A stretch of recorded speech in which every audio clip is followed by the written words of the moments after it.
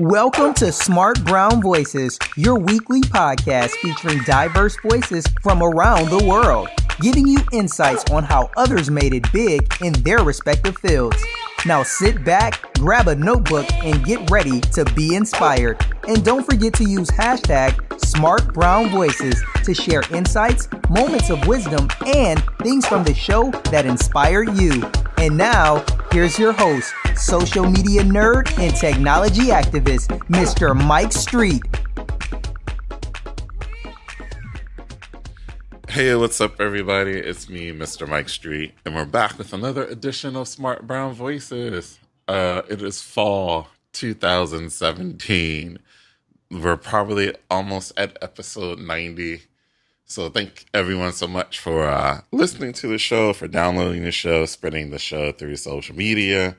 Like I said, episodes 90 through 100, we're going to do all on the live stream on Smart Brown Voices on our Facebook page. So please make sure that you follow us on facebook.com/Smart Brown Voices so that you can tune in for all of our live streaming, which is going to be coming really, really soon.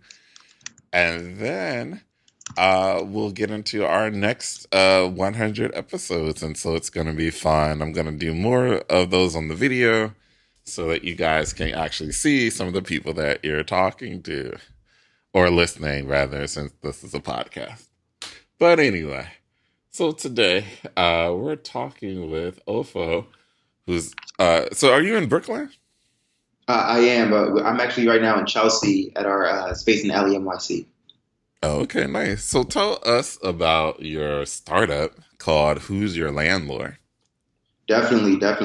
Well, the pure premise of Who's Your Landlord is to empower and to inform the rental community.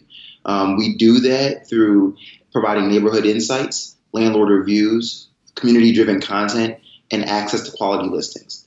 The way the platform came about actually was an idea I had, or a nugget of an idea I had when I was a senior at Temple University. I was a VP of the student body, and housing was top of everyone's mind just because of the fact that there was tons of gentrification going on in the North Philly area due to Temple's presence. And so what you had was an influx of a ton of landlords who a lot of them wanted to make a quick buck, so they'd make houses look nice, or maybe they wouldn't. And they charge high prices per room for the students, but then wouldn't actually, provide quality service and make sure that things work the appropriate way or anything like that. And so after a few really, really negative stories happened, students really started talking about this. I had the idea one night of what if you could review your landlord? That way those coming in behind you would know what to expect before ever signing a lease. And that blossomed into what's become today, Who's Your Landlord? Awesome. So take us through the steps of creating a site like this, because reviews are really important today, and they're kind of like social currency. We're kind of consistently reviewing companies, either it be on Yelp or on places like Uber. They're always asking us to give a review, give a rating, give 4 stars. So take us through the process of creating a business like this. Well, I love that you asked that question, because I think that's that part of the user input, the peer-generated information, is often, I think, actually forgotten when companies like our company are launching. So when we had a beta version that we released to just Temple students, and when we launched it, we had no reviews on it. So the building up to it, there was a spike. People hopped on and check it out, and then the actual user base plummeted because it was there was no information actually there. So it became, well, how do you galvanize and get folks to start providing information? Things like Uber, where you're actively being prompted by an app as soon as you finish your ride, that's a very clear push notification to do that. Yelp, we go to cafes, coffee shops, bars, clubs all the time. So for them, they realize, let's get these Yelp ambassadors out first, review some spots that they've frequented. And then once we have that 1,000, 2,000 reviews in an area, we can open up the floodgates to everyone else. And at that point, people kind of will create this network effect where they'll just keep adding on information. And that's very true. I mean, what we found was a lot of it was first going person to person. We would have reviews people could post online. But then also we'd meet with people and have them literally fill out a paper review. and then we have our own team members then upload the review onto the platform. And it was doing that kind of stuff in the beginning where it would create that network effect where now when people came to the site, there was already 500, 1,000, 2,000 reviews in their neighborhood alone. And they would just add to that because it was like, oh, this is an active and engaged community. I want to be part of that too. So that when it comes to information, I mean, the data is king. And so, the better the data you can have, the more quality the data you can have, the better you're servicing your end user. And your service is pretty unique because there hasn't really been a landlord review service. And I was wondering, like, do some of the landlords get mad at you for some of the reviews that might be on the website? Man, it's very interesting. We've probably been threatened to be sued at least 12 times now. I think at the core of all this is the word power. The power in the housing space when it comes to real estate has been unaffected, untouched for virtually forever. Even the term is a landlord, right? And so when you think of that premise, information actually ends up being an equalizer in every industry, in any space, the truth. And that's something that many folks don't like getting out. And so, we're in an age, an information age where everyone wants to know, they want transparency. They want accountability as a result of the transparency. And in a space that's been unchecked for hundreds of years, not thousands, that's just, it's a behavioral shift for people to think that they actually have power as a renter versus only having power as an owner. And so that's where it becomes interesting. And we see a lot of pushback initially or in the beginning from landlords because it was like, there's never been access to this kind of information for tenants. And so there was this incumbent fear, what are we going to do when this information is out there? I remember in Philly when we first launched, like every landlord association you could imagine, we were the talk of the town. They were all, what do we do with this site? How do we handle this? This is coming inevitably, but what do we do, right? And so, we were very understanding of that, and we wanted to make sure from a review standpoint that we were making sure we were tapping into information that was actually helpful and not just becoming a site where people are just gossiping about their landlords. That is not what we wanted to create. And even speaking further to that point, we created a review process that made sure it hit on things like condition of property, safety, respect, information, because we knew that if we could tap into those actual areas and tell everyone what they're doing well and what they're doing poorly, they could actually get better, hopefully. And that's really where it comes down to. So we've had landlords be very upset, but it's always been a situation, especially the ones that scream the loudest tend to be the worst, and the people in their community know it. So they're just mad as being exposed now or being highlighted on the platform. But I mean, even 2 days ago, I walked into my office, like I said, down here in Chelsea, and I had a letter from a landlord, and it was like this new religious DVD that they had created, and a bunch of character letters from folks saying that, I'm no longer a landlord, so hey, if you could remove my 30 plus reviews off the site, that'd be amazing. And the thing is, I guess that landlord didn't know was we got an email from one of their tenants a day before that saying that they're in the middle of a lawsuit with them. And so any other information that we have on the platform, can we provide that because this has gotten really bad? And so you have one side, hey, I'm done. I'm actually doing movies now. Please remove me. And then you have one side where it's like, no, I'm actively actually suing that person. Like, please provide us more information. So, it's very, very interesting. And I would think we've learned a ton while doing this.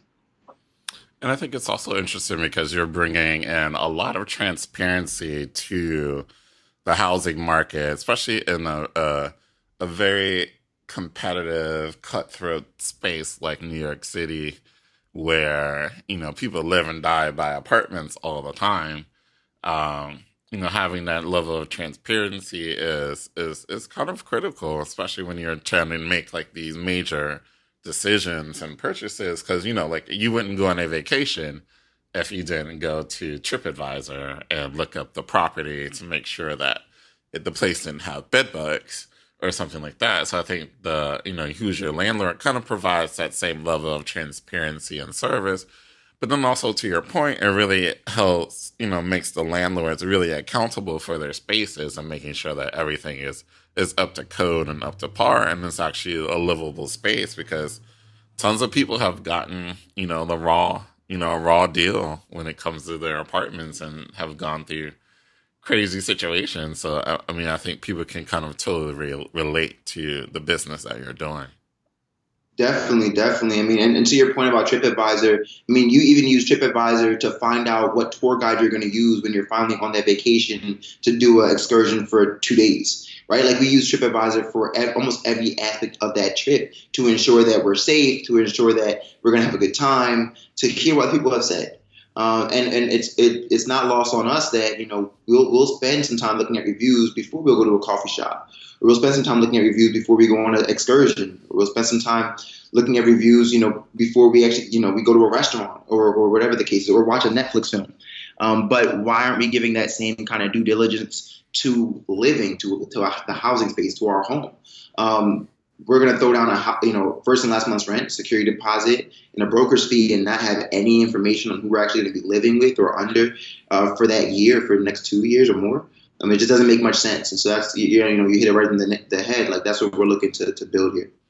So what kind of technology are you using to power, your site? Is it built on WordPress or anything that we kind of need to know from a technology perspective? Yeah, it's Ruby on Rails. That's how we initially started it. You know, now we use a lot of React components throughout the platform to make it just smooth, make the UI and everything feel sleek. And we Heroku and Amazon services. So we're nothing too dense or not known. But that's how we've been able to work it. Currently, our actual our community. So the community on Who's Your Landlord. So where you see our stories, our articles, videos, that's all hosted through Flywheel and basically WordPress too. So that's how we do it. Awesome. So if someone was looking to start a business, or disrupt an industry and create a review system for a different industry, what do you think the overall startup cost, would be?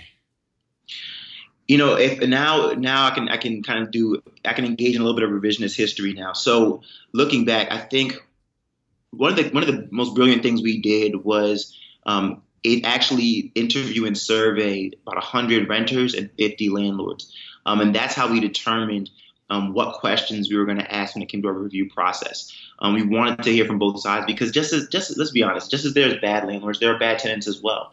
And so when we did that, we were able to see, okay, these are the 7 to 8 things people care about the most when it comes to what they're going to do and where they're going to live next. So I would say first you talk to your customer base. Talk to the person being reviewed, talk to the person that's going to be doing the reviewing, see what they actually care about, see what's fair and what's not fair. And I think when you understand both sides, it makes you just a better business. It makes you a better platform. So that'd be first. I think secondly is once you figure out what that is and you've screened and vetted your actual review process, I would say get people to review before your site's even live. As we were using paper, and they go down and answer the questions and circle the numbers. So get people to answer questions and do the review process before it's live, amass that data, and then upload it prior to launching, so that when you launch, you're already providing value from day one. That's the key. You don't want to be in a position, and it still happens. We're not perfect. We're a growing business. But you don't want to be, as much as you can curb being in a position where people come to your site, there's nothing there for them, and you have to hope and pray they come back. As much as you can curb it. If you're only live in Baltimore, Maryland, make sure people know you're only live in Baltimore, Maryland, so that someone in New York doesn't hop on and go, hey, where's my reviews? So it's more of a matter of being very strategic in how you go about creating the process, and then making sure that from day one you're adding value. And then I think from that point on, if it's something people care about, it'll continue to grow. So where are you live at right now? So we have our most reviews are in Philly, New York, and DC, and then also Los Angeles and San Francisco. Those 5 markets make our most. I think we don't even really market technically in all of them. We kind of do some social media marketing in Philly and New York, but that's pretty much it. But DC, San Francisco, and LA have grown tremendously. That being said, we still do have reviews in over 180 cities across the United States. It's not always concentrated, so we might get a review in Spokane, Washington, or something, right? But we want to make sure that we're densely populating areas. So we're really focusing on Philly, New York, and the DC, Baltimore area right now. So how do you plan to scale out to some of the other, some of the other major markets? A few ways. Content, I've used the term is king a few times today, but content is king. And so we're very big on video content that's relatable, that's edutaining, that's informative, that's empowering. And then also through our written content as well. And we're able to speak to real, like to this day, one of the most read posts on our community is like, I think it's like the ten words you need to know if you live in Philadelphia.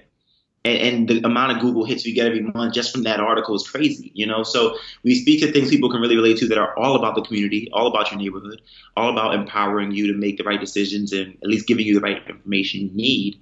So that's the first part, is through the content. We disseminate that on social media, Facebook, Instagram, and Twitter. And then also, kind of secondarily, but I think just as important, is our brand ambassador program. We work with community ambassadors, college ambassadors, and it's a very thorough program that my co-founder Felix has really helped build from the bottom up, where we engage young people who are excitable, who are engaging themselves, who are charismatic, and who want to see change happen. And they're the ones that are getting people to sign up for the platform, creating that brand feel when we host events, when we engage with events, and that's extremely important too. And I think there's a myth that it's extremely important. A myth that it's extremely expensive. If you do it the right way, you can be cost effective and get the word out far and wide, because they also have social media followings as well they can tap into that you and your core team might not necessarily always have. And then I think last but not least, press has been helpful, but I would in no way say rely on that. It's not lasting forever. It's ephemeral. Pops one day and it's down the next. So, but as much as you can get your word out there to the right people, you want to make sure you're doing that. Nice. So what is the future? I know right now you're actually in the process of raising money. And so talk to us a little bit about the process, because you're going about it in kind of a unique way, because you're actually reaching out to your supporters and your community to help fund your business. Definitely. One of the beautiful things about entrepreneurship is that you're operating in this pure space where I think we all go through very similar waves of our growth process, right? In the beginning, you're reading a lot, you're watching a lot on YouTube, you're watching a lot on TV, whatever it is. You're watching success videos and CEO videos and stuff, and you're trying to figure out where you fit in that, and how you can best present yourself, your company, your team. And then at a certain point, you have to kind of throw all of that away and be like, yo, who am I? Like, what am I about? What do I want to see happen in this world? What do I want my business to actually do? And it's when you finally tap into that part that you see everything starts clicking around you. And so I say all that because, as you go through the investment process, it's already, the percentages are really low. It's less than 1%. The chances, the likelihood of you raising real capital as an African American entrepreneur. That's a reality in this space. It's hard enough for us to get business loans for our small businesses. Talk less of getting institutional capital from institutions that aren't built for us or by us. So we've been able to raise some capital through small funds, organizations, Corliss Group in Maryland, God bless them, and Ben Franklin Tech Partners out in Philly, God bless them as well. But we realized, hey, like if we really want this to explode, we got to tap into the community that we're serving, and not just that community, but their parents and their whoever can get the problem and understand it. We should be talking to those people because they're actually the lifeblood of the company. And so long as they're using the platform, as long as they're getting value from the platform, then we know we're winning. And better yet, if we know that our business is built on empowering, emboldening, and strengthening their community, why not have them invest in something that's going to assure them and ensure them that this is going to keep happening, right? That their communities are going to keep getting better, and they can probably make a lot of money on the way, as we continue to be successful. And that's our whole premise, is that we've learned many different things in this journey. We've learned how difficult it is to raise funding. We're cracking that nut as we're speaking. But more importantly, we've also realized too, many of the communities that we're servicing aren't too privy or understanding of investment, of ownership. And so with the grim reality that The homeownership rate is down 7% over the last decade for millennials. A third of my generation lives at home with their parents. The homeownership rate is down 10% for folks aged 35 to 44. I mean, the numbers just keep going down. And it's like this across the world. It's like this in England. This is the lowest homeownership rate of all time, really. So knowing this kind of information, well, if we're not going to own these spaces, we at least better own the platform that, or own part of it that's going to help better the spaces that we're living in. And in that process, we can also teach people how to get involved in investing. If you start with micro investing, which is what you're referring to here with our Seed Invest campaign, you put in 500 in one company, 1,000 in another, maybe 2,000 in another. You start to learn how to read an entrepreneur. You start to learn how to delineate between good teams and bad teams. You start to learn how to read a P&L. You start to learn how to determine, what are good companies, what do they embody, what do they look like, what does their vision look like. And if you could do that and not have to worry so much about the $500 or the $1,000 or $2,000, then by the time you're investing $25,000 or $50,000, or let's say you're blessed and you're putting in 100, 200K, you're not at, you get it. You get the game better. You understand the hit rate is about 1 out of 10. And if you can get it right at a younger space, you'll be in a better position in the future. So all of what we're doing is community driven, even in that piece right there. And that's what we're looking to continue to do as we raise capital now. And I think, it's really important that, our listeners, understand, like, the housing market, it devastated communities of color in particular. And a lot of us don't take care of our money well. Right. I know I've fucked up my credit and I'm trying to fix it. And, the tax man has been fighting with me for a long time. And, and especially, the student loans, all of those things that like kind of just like weigh down on our heads. But then we also have to think like there's also like, family stuff that we have to take care of as well. But I think investing now, especially, whatever age that you can get into it, really like put your money into what you believe in.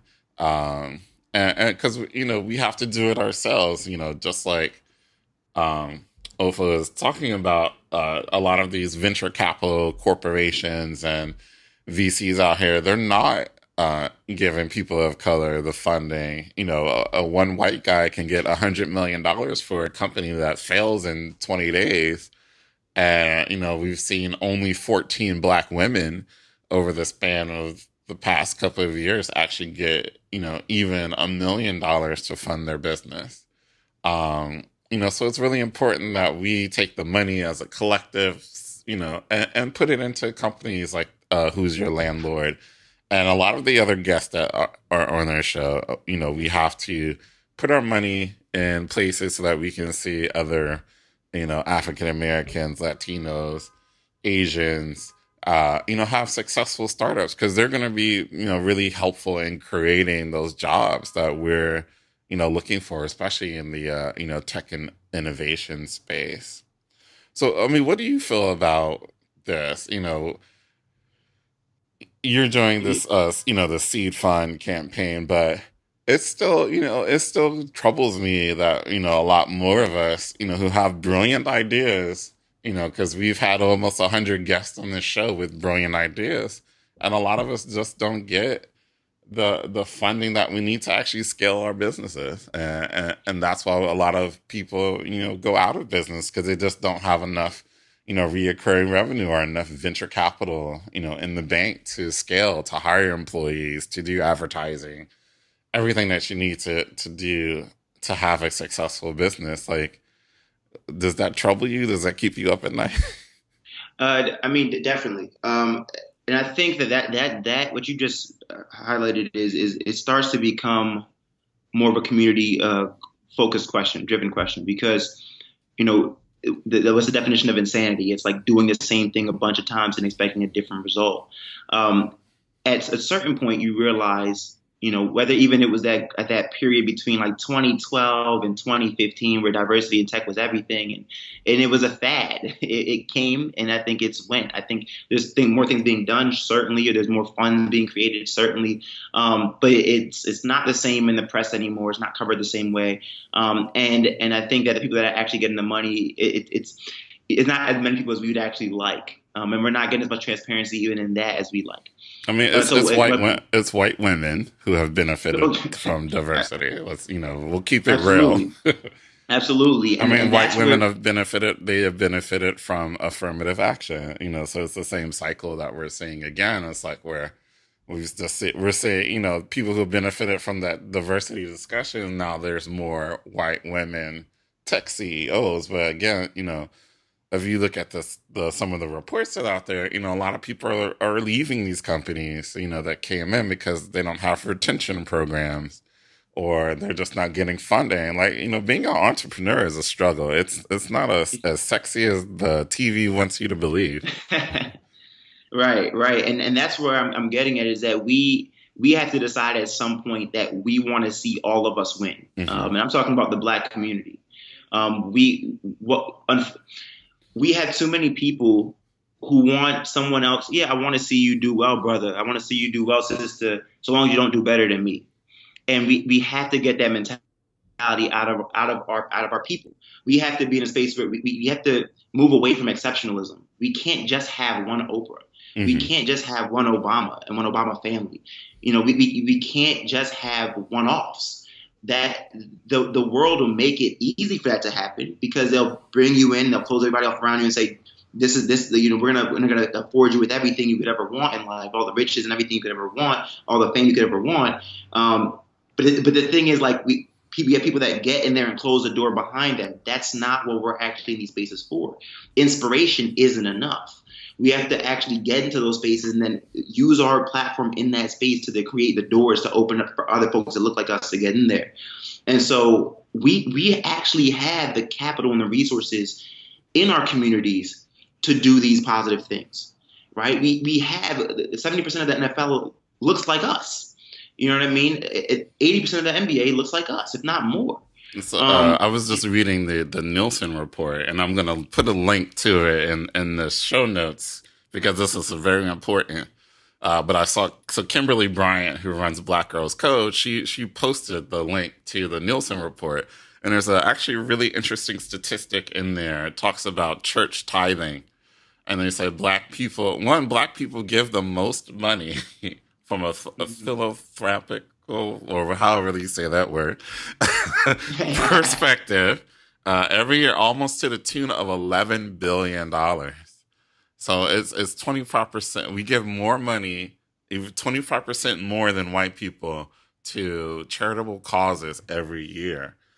So there's no excuse for us not to be able to fund a business like Who's Your Landlord, or any of the other deserving businesses out there who have Black CEOs, because we do have the money and we do have the power to do it. So I think it's just about giving, people like Ofo awareness and saying, like, hey, he's trying to raise this money so that he can create jobs and take his business to the next level. So if we can do $11 billion a year in charitable giving, I think a lot of that we need to have more platforms where we can actually say, like, hey, here's someone who's doing a good job with their business, and they want you to become a part of it and become an investor. And I think that's really, how we can really start to really shift our focus, instead of like trying to beg Masser to bring us into the tech companies. We got to create our own shit. And it's the truth. I mean, we already know from a coolness factor, from a branding factor, like there's no group of people on earth that are that have as much power as Black America. I mean, no matter where we go, what we do, people want to be like us from every race, right? They want to aspire to be as cool and sing as well and dance as cool. And hip hop's the #1 listened to music in America now. Like these are facts. We just have to start leveraging that power appropriately to build everybody up, as opposed to just giving it away. Half my family is from Nigeria. One of my biggest issues that I speak to often when I speak in Nigeria, speak even here about Nigeria, is we export our knowledge everywhere, and we don't demand anything back. You can find a Nigerian in any country you visit on this planet, but where the government stands right now in Nigeria and where the economy is not where it should be. With that being the case, so we have a cycle of doing this, and at some point we have to be like, okay, well, what can we do with our economics, with our mental, to change with our branding abilities and our marketing abilities and our coolness vibes. Like, how do we leverage all that together to change the narrative, to change the prospects of what's going to come next? And that's what I'm very interested in seeing and doing. And it starts with information, informing people of what investment looks like, how they can become owners in things, and what they can do next. And so, I'm appreciative of what's to come next. I'm just making it happen so that we can all live that way and see that. Awesome. Well, Ofo, thank you so much for being on this episode. I want to just encourage everyone who listens to, go visit his seed fund campaign, check out his deck and everything that he's put together so you can find out more about the business and invest in him. It's only a $500 commitment. So that's a pair of Louis Vuittons. It's a cute bag from Coach, but this is something that's really important from our community. Like, listen, 45 is not going to get any better. All right. He's fucked up Puerto Rico. He's fucked up everything else. So unless we get our shit together and collectively pull it together as a community, then we're all kind of fucked. So there was a report, and I'm going to put a link out to that, too, talking about how people of color, Black and Latinos in particular, are all going to be broke in the next 15 years. So that's also really scary. Yeah. So we got to get our economic shit together. You got to learn how to invest. You got to learn how to put your money in the right places. I've started using the Acorn app, so I'm investing like my small change. I'm using finhabits.com to invest my money as well. I'm also using Robinhood so that I can buy stocks. I've been investing in cannabis stocks and everything else. So I'm trying not to be poor and old because pensions aren't going to be there and retirement doesn't look too good. So we got to have another way. Absolutely. Absolutely. All right, so tell everyone how they can support the campaign and how they can find you online. Awesome. Well, you guys can support the campaign by visiting www.seedinvest, seedinvest.com/who's your landlord. And that's WHOSEYOURLANDLORD. On the site, as Mike pointed out, you got to hop on there, check out our video, our deck. There's all the information you could actually need for a business. It's on there. We went through an SEC audited review. You have to do that in order to have a public offering in this capacity. So everything there is up to date. When you hop on the site, there's a big blue button that says invest. Just know that it is an investment. It's not like a Kickstarter pledge. So you will need 2 forms of ID with you, and that can be your license, that can be with your passport, that can be literally your work ID or college ID or whatever it is. It doesn't need to be a passport if you don't have it. And then you put in your amount that you're investing, and then you hit submit. So just want to prepare you for that. And you can find us online at WY Landlord. That's our Twitter and Instagram, and on Facebook at Who's Your Landlord. Awesome. Well, thank you so much for sharing your knowledge and your wisdom and your campaign with us. So I'm very excited for you, and I know that you will be successful in this endeavor. Thank you so much, Mike. I appreciate it and appreciate your time today. Awesome. Well, that's it, guys. It's another episode. So make sure, again, like I said, please follow us on Facebook at facebook.com/SmartBrownVoices, because episodes 90 through 100, I'm going to put the audio on iTunes, but we're going to do the rest of the shows on live stream. So please sign up for them. I'm going to start scheduling them very, very soon so that you can RSVP. I'm bringing back all my 10 past favorite guests from the whole journey that I've been through over the past few years with interviewing everyone, so that we can kind of just go really strong into our next 100 episodes. And also support this show. I don't make any money off of Smart Brown Voices, so if you guys want to send me a donation or a cup of coffee or take me out for a cheeseburger, I would like all those things too. All right, peace. Thanks for listening to Smart Brown Voices with your host, Mr. Mike Street. If you like what you just heard, we hope you'll leave a review on iTunes and tell your friends and colleagues. Be sure to check out our archive section on our website for previous podcasts, and make sure to follow us on social media. This has been a Mr. Mike Street production. Join us next time for another edition of Smart Brown Voices, and be inspired.